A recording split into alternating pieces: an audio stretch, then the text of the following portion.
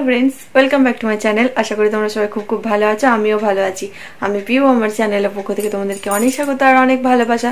তো আজকে নিয়ে চলে আসছি নতুন একটা ভিডিও। তো আমার ভিডিওটা দেখতে থাকো আর ভালো লাগলে লাইক করো, কমেন্ট করো। আর আমার চ্যানেলটা যারা নতুন ভিজিট করছো তাহলে চ্যানেলটা যেন অবশ্যই সাবস্ক্রাইব করো। আর আমার পাশে থেকে আমাকে অনেক দূর এগিয়ে নিয়ে চলো। তোমরাই আমার সবকিছু, তোমরা না থাকলে আমি কিছুই না। তো চলো আজকে একটা ভিডিও নিয়ে এসেছি। অনেকজনের অনেক কমেন্ট, তো তারই জবাব দেব। যে বিষয়ে তোমাদের সাথে ভিডিওটা করব সেটা হচ্ছে আজকে আমার শাশুড়ি মাকে নিয়ে আমি মুখ খুলতে বাধ্য হব। তার কারণ আমার শাশুড়ি মাকে নিয়ে অনেকে অনেক কমেন্ট করে, অনেকজন অনেক কিছু বলে শাশুড়ি মার জন্য। আমাকে বলে আমার শাশুড়ি মা নাকি আমাকে দেখতে পারে না, ওই জন্য আমি শ্বশুরবাড়িতে থাকি না। আমার শাশুড়ি মা আমাকে ওখানে ভালোবাসে না, সেই জন্য আমি শ্বশুরবাড়িতে থাকি না। এরকম অনেক কমেন্ট রোজ দিনই আসে। তো দেখলাম না, আজকে উত্তর না দিয়ে প্রশ্নের তোমাদেরকে জবাব তো দিতেই হবে না, না দিলে হবে না। তো সেই জন্যই নিয়ে চলে এসেছি আজকে ভিডিওটা। ওই জন্য আমি শাশুড়ি মাকে নিয়ে মুখ খুলতে বাধ্য হলাম। তো চলো আজকে বেশি বকবক করছি না, ভিডিওটা স্টার্ট করি। ভিডিওটার মূল উদ্দেশ্য হলো যে এই কমেন্টগুলো যারা করো তাদের জন্য। তো জানো না ঠিক আমার শাশুড়ি মা কেমন, আমার সাথে কেমন ব্যবহার করে, আমাকে কি বলে না বলে। তোমরা তো কেউ জানো না, আমার শাশুড়ি মার সাথে তো কেউ মেশোনি, সেই জন্যই তোমাদের ধারণাগুলো ভুল আছে, সেই জন্য। আর প্রশ্নগুলো তোমাদের ভুল, সেই জন্যই তোমাদের এই প্রশ্নের উত্তরগুলো আজকে আমি দিয়েই দেবো।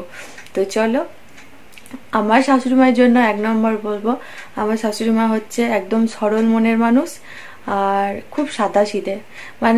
মনে জানে না যে কোন জায়গায় কিরকম করে কথা বলতে হয়, কি বলতে হয়। এতটা যারা প্যাঁচাল হয় না, তারা প্যাঁচ প্যাঁচ করে কথা বলে, কিন্তু আমার শাশুড়ি মা মোটেও ওইটা নয়। আমার শাশুড়ি মা একদমই সরল। বললাম তো, কথাটা কিভাবে প্যাঁচ করে বললে কি হবে সেরকম ভাবে বলতে জানে না। তোমার সাথে সবসময়, তোমরা যদি কোনোদিন আমার শাশুড়ি মায়ের সাথে তোমাদের সাথে তোমাদের সামনে নিয়ে আসতে পারি, তোমরা ক্যামেরার ওপারে নয়, ক্যামেরার এপারে, আমার শাশুড়ি মা আর তোমরা, তো তখন আমার শাশুড়ি মাকে দেখে বুঝতে পারবে তোমরা কেমন। আমার শাশুড়ি মা হচ্ছে এমনটাই যে তোমাকে দেখলে কথা বলবে কেমন আছো আর খালি হাসবে, এরকমটাই আর কি। মনে বললাম যে একদম প্যাচ নেই। তো আমার সাথেও সেরকম। আমি যেদিন থেকে ওই বাড়ি গেছি সেদিন থেকে, তো আমি যখন ওই বাড়িতে আমার যদি কোনো একটা জিনিস দরকার হয়, সঙ্গে সঙ্গে আমাকে বলবে এটা এনে দে, পিউর দরকার, এটা লাগবে, পিউর জন্য এনে দে। আমি যদি যাই, তারপরে এটা আছে তোমার, ওটা আছে, এনে দে। তো আমাকে বলবো বাবু এটা এনে দে, তো এটা এনে দে, তো সেটা এনে দে। তো তার গেলে এতটাই ভালোবাসে। আর আমি যখন আগে থাকতাম তখনও তাই।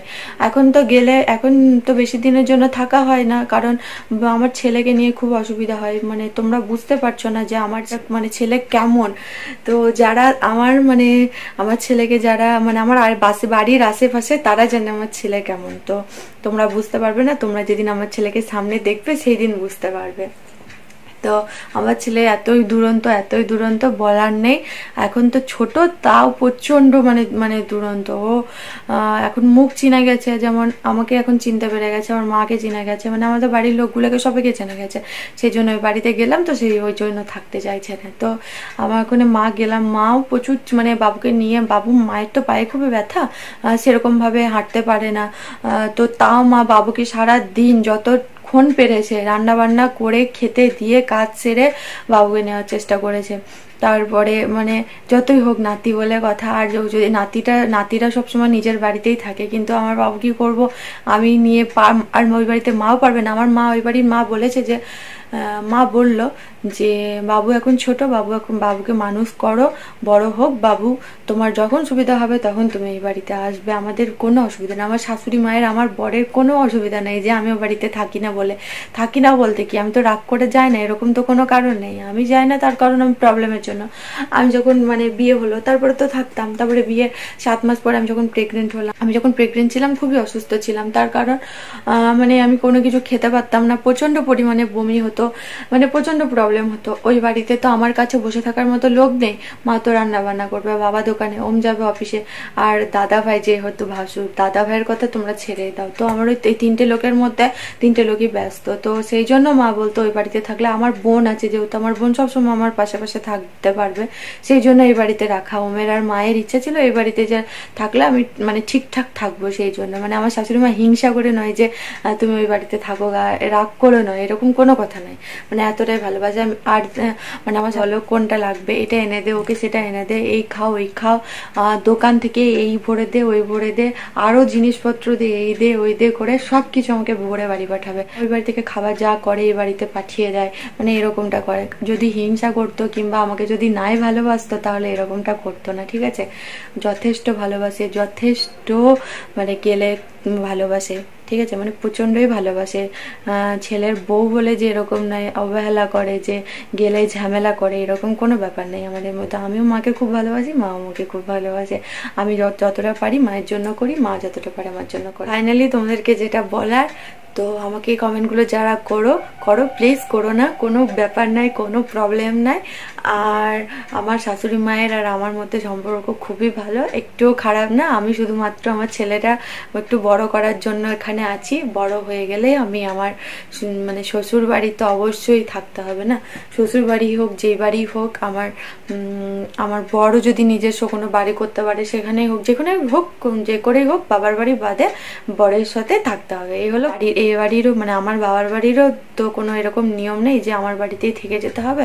আমার বাবার বাড়ির কথা ছেলের একটু বড় হয়ে যাক, শ্বশুর বাড়ির কথা ছেলের একটু বড় হয়ে যাক, তারপর তোদের যেখানে ইচ্ছা তোরা যেখানে থাকবি। তো এটাই কথা। তো তোমাদেরকে যেটা বলার হলো, এই কমেন্টগুলো যারা করো শাশুড়ি দেখতে পারে না, সেই জন্য সেটাই। এবার সোশ্যাল মিডিয়া তোমরা অনেকে অনেক কমেন্ট করবে, তাতে আমি গায়েও মাখি না, কিছু মনেও করি না, কিন্তু যারা অনেকের মনে অনেক প্রশ্ন থাকে যে কেন থাকে না, কি ব্যাপার, সেই জন্যই মানে কমেন্টের উত্তরটা দিয়ে দিলাম, ঠিক আছে।